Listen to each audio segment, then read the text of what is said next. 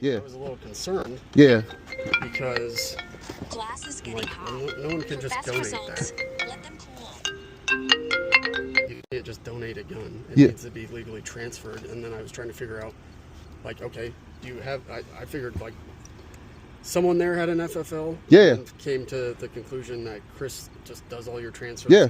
Everything's owned by John. Yep. So it just took me a second to get to that point. But Yeah. I'm like, that's what at first I'm like, this is weird. No, that's exactly what the hang up was. So I'm glad you are on top of it. Yeah. Okay. Is the camera, is it here? Am I looking here? What's up, everybody? YouTube, this is Dr. Scott checking in. Today, I quit my job. What happened is that, when you work in ranges, patrons come in pretty frequently and they'll ask to donate things. There was a patron who came in on a few days ago and he said that he had some things that he wanted to donate, one of which was a firearm. And the general manager at the time said that, yeah, we typically do take firearms to be donated. So the guy went out to his vehicle, brought the firearm in, and he almost presented as if he was just about to leave, leave the firearm with us. And she said, no, you can't just leave the firearm with us. We have to transfer the firearm in. He goes, oh, okay. Well, what's the process for that? The range is owned and operated by the owner. It has to then be transferred to him. The individual explained to us that he was basically leaving within the next week. So I don't know if it was just one of those, like he just didn't necessarily have the time to, or wanted to wait until the owner got to the range in the next couple of days or whatever. But the way it presented to me was like he was just trying to unload it as quickly as possible. The next logical question for me is as he is looking to donate the firearm is, are you purely just trying to donate the firearm? You just don't want it? You don't want to sell it? And he said, no, I just am trying to donate the firearm. So then I asked, what firearm do you have? Like, what caliber is it? He said, I have a rifle that's chambered in 6.5 Creedmoor. I do not have 6.5 Creedmoor, but obviously I'm interested in it if you are going to be donating it. So then he goes and he opens up the box, and that firearm looked pretty sweet. He said, yeah, I've had it for a few years. I've never shot it. It's been sitting in my basement pretty much underneath the house, and I'm moving to a different state. Everything that can fit in my minivan that I want to take with me is what I'm taking with me. Anything that can't fit, I'm just not taking it. So then I said, okay, so would you be interested in doing a private transfer then with me? And his question was like, okay, so like, are you a good guy? And I said, yeah, dude, I promise you, like, I'm one of the nicest guys that works at our range. And would a bad person be asking, because I also asked, like, man, can I give you something for it? To which he said, no, you don't have to give me anything. And I said, man, I feel like I got to give you something because that rifle looks pretty sweet. He insisted, like, he didn't want anything for it. Would a bad person insist on giving you some money for something that you're offering to give for free, even though it is completely, it's not necessarily new, right? But it's pretty much brand new. If it's never been fired, that's still a pretty new firearm. He ended up saying and agreeing that he would just transfer the firearm to me. Ended up calling one of our local FFLs into the range a couple hours later.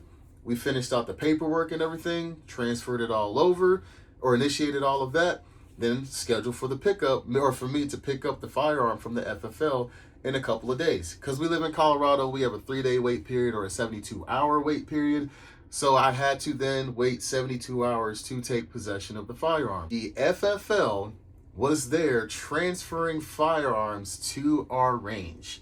And as he was there, he said, good thing you're here, because I'm ready to transfer your firearm over to you. There's some paperwork that you got to sign for. I ended up bringing the firearm into the range, and then I asked, one of the other guys who works at the front, because a couple of our guys went out last night to go smoke cigars. So I asked, hey man, did Noah talk to you about how I got the firearm and everything? And then he said, no, I didn't hear the story about it. So I explained to him what happened and then how I came across the firearm.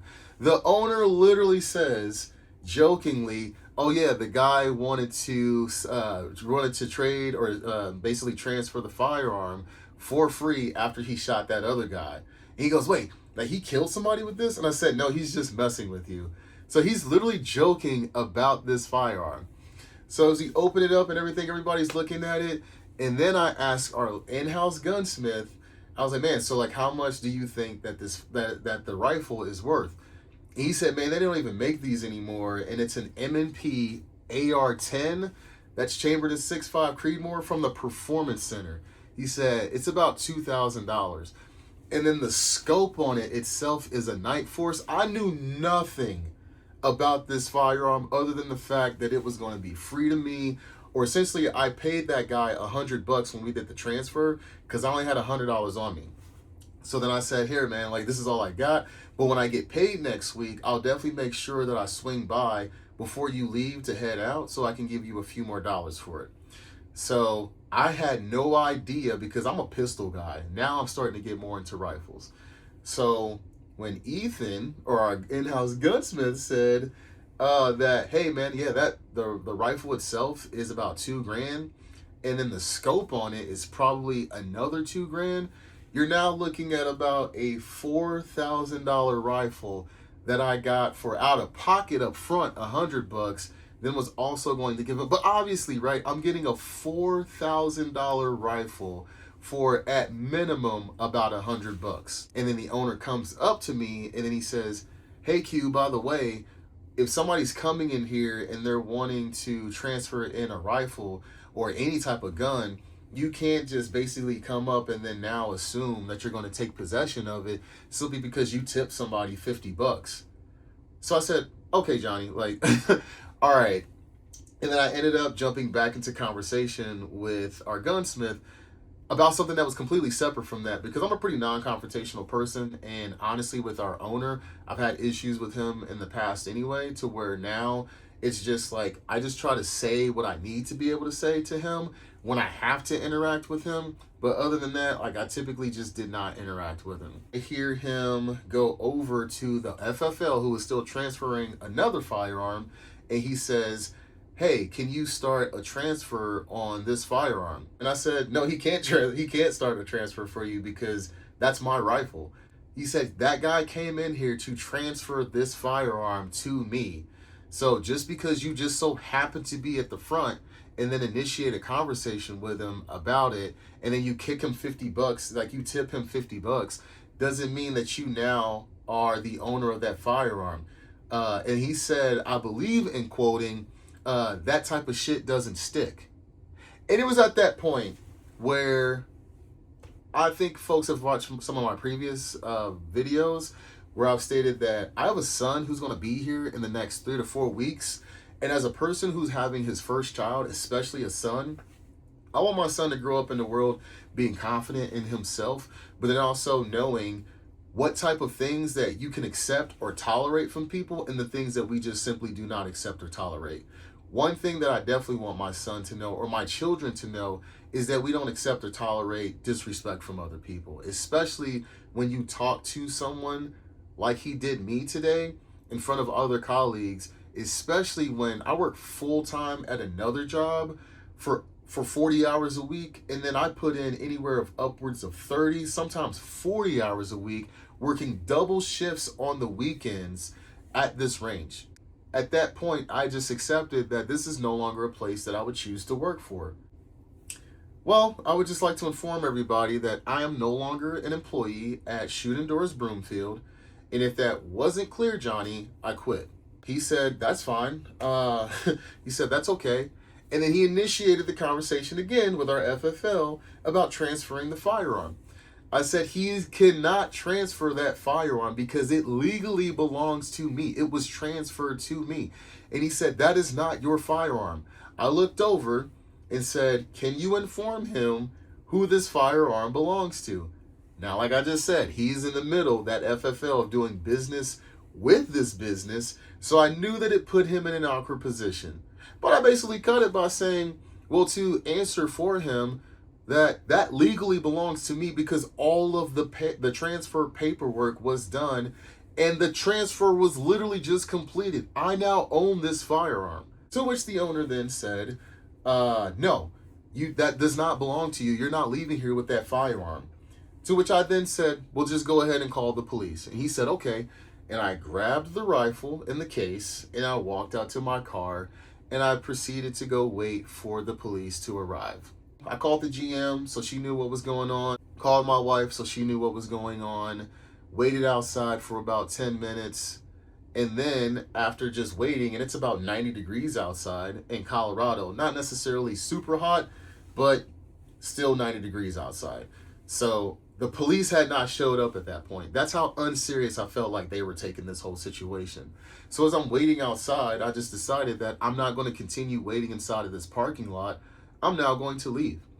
But before doing that, I walked back inside, and I'm going to show you all the 2-minute clip of the interaction that took place. So are the police still coming, or because it's been like 10 minutes?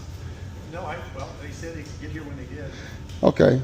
Well, I'm gonna leave because again, I didn't commit a crime or anything.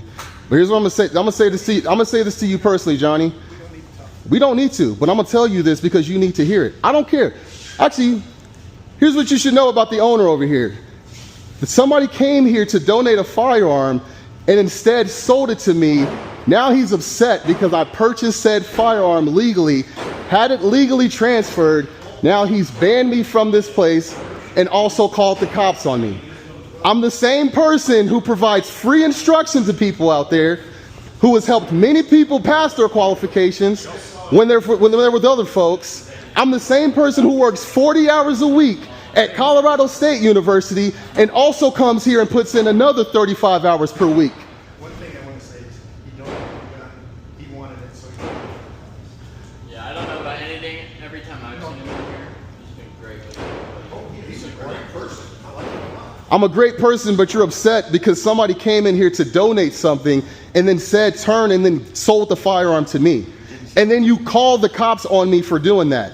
Again, the same person, also having my first child, by the way, you also know that, who comes in here, works 40 hours a week, driving up to Fort Collins, 1 hour each way, coming here, working evenings for you, came here today to work in the range. One of your other safety officers was sick. I then changed my shirt to go in there and then do that class and the qualifications, stay behind and make sure that another person got her CHP renewal. You're trespassing. Go. That's a fine, but just know this. You're a piece of shit. You're an asshole. Nobody here deserves to work for you. Everybody in here could do much better than working for you, Johnny. Fuck you. You're trespassing. I'm not going to apologize for the tone that I took inside of that conversation with him. And obviously, you all can see how escalated that conversation pretty much got. I've been working at this facility since October of 2025, and I've dedicated a lot of hours to this place. I've worked double shifts where I've gone from my primary job to where I've gone in there to close out that particular range. I've neglected my wife and my soon-to-be baby on a number of occasions to make sure that our range works efficiently, that shifts were covered, and if anybody needed assistance, that I would then jump in.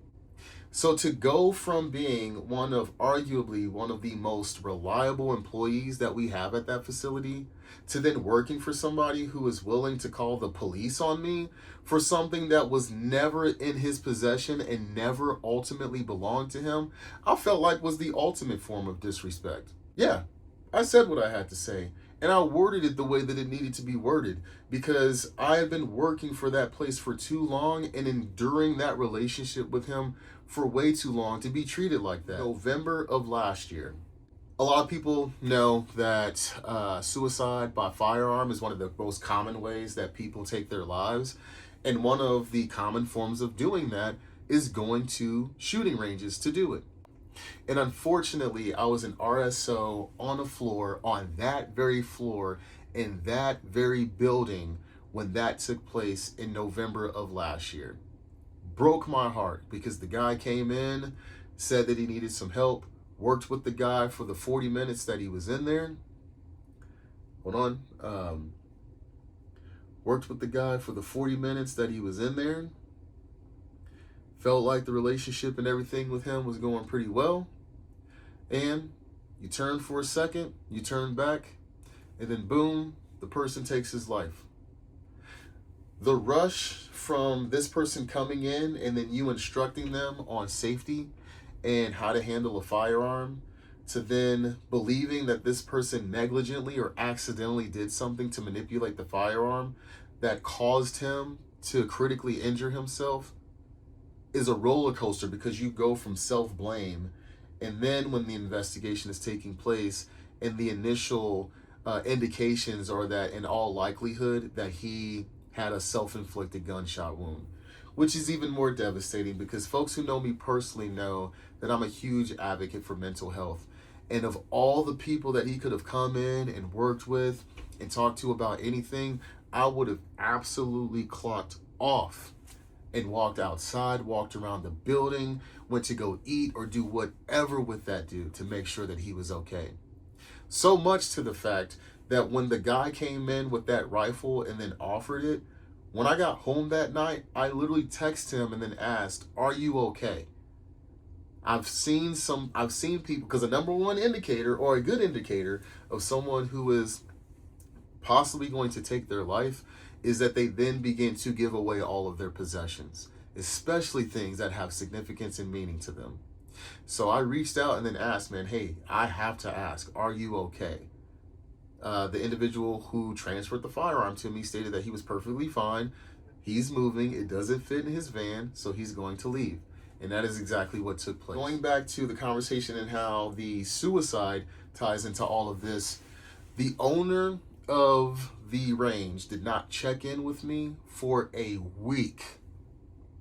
I worked at that facility for multiple times that week, came in multiple times that week, not necessarily when he was there, but I was in and out periodically because I love being at the range. The very next day, they took me off the schedule because of everything that I witnessed, but I still came into the range because I didn't want that individual who took his life to take that experience and the love of shooting firearms and training. I didn't want him to take that away from me. And I saw a bridal group that was there, and they were shooting for the very first time. So I could just tell that that was their first time shooting. And then I asked, hey, like, have you all ever shot an AR-15?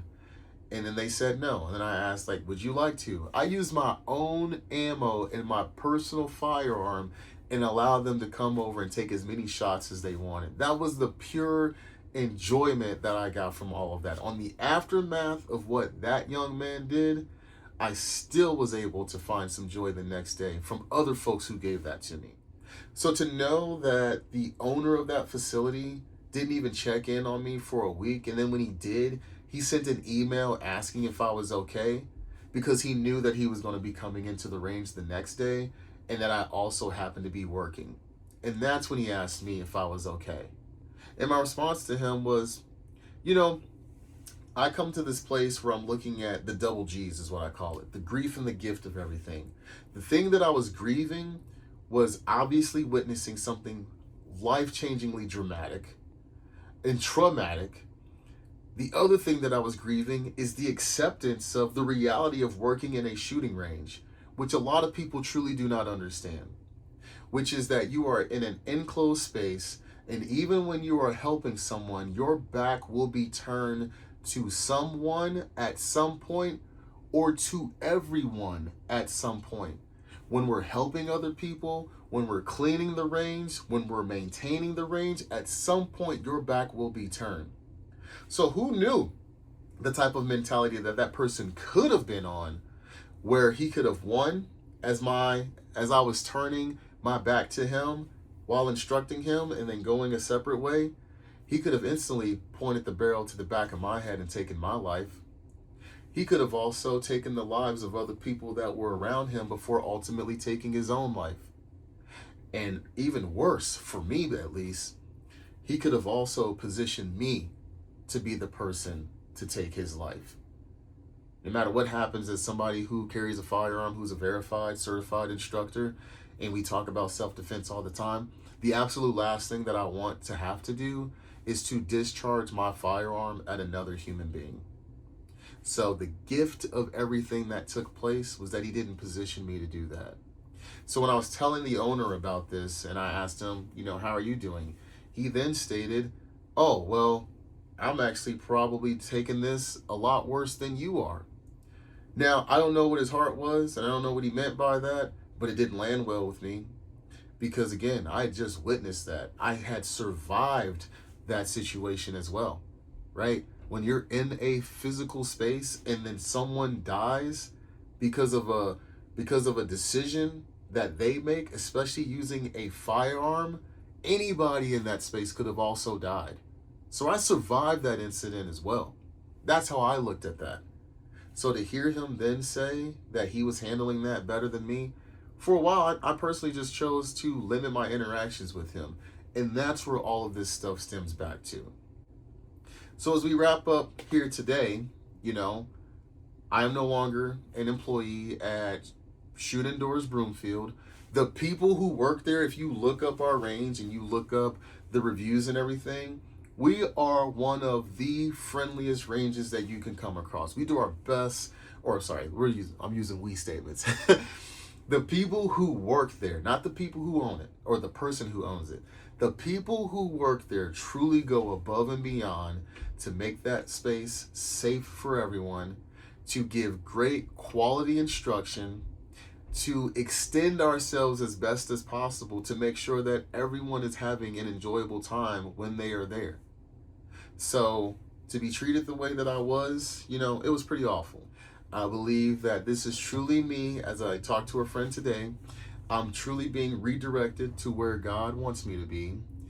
And I will also say that the owner banned me from that place while I was still on the property. I was out waiting in the parking lot for the police to arrive when I got a text message that I had been banned from the premises. The thing that I am in grief about is that I'm losing the opportunity to work at a place that I truly enjoyed. I enjoyed all of the customers, even the ones that were pretty terrible, right? And I don't mean like the people were terrible. I just mean like the people that typically broke some of the rules or some of the people that stretched some of the rules. I enjoyed every aspect of it because every interaction also does make you better, right, at the job that you do. I picked up this passion for shooting last summer. I live in Colorado, don't have a ton of friends. My outside community pretty much is non-existent. I have my wife's community, but that's my wife's community predominantly. But I don't have a bunch of friends or anything that I go to, and I've been living in Colorado now for 4 years. So my community has been pretty limited. So it was really awesome for me last summer to discover this passion for shooting, getting good at it, and then being able to go extend that passion to other people. So those are the pieces that I am grieving, because I'm grieving the loss of a discovery of that passion at that place. I'm also grateful for the gift. This $4,000. This $4,000 6.5 Creedmoor M&P, this M&P performance center that I got for $4,000, or that cost roughly $4,000 with a Night Force scope for $100. And I also called the owner today, the previous owner, to talk about it. And then he just said, dude, I'm glad he didn't end up getting that rifle, man. It definitely ended up in the right hands. So you all will not see me at Shoot Indoors Broomfield because I was banned from it. That's okay. But I'm still going to try to create more opportunities to engage in, sharing my stories, sharing my interactions, coaching and shooting and all the other stuff. So stay tuned for more of that. But thank you all. Thank you to the Shoot Indoors community. And I'll see you all on location somewhere else with this. My rifle.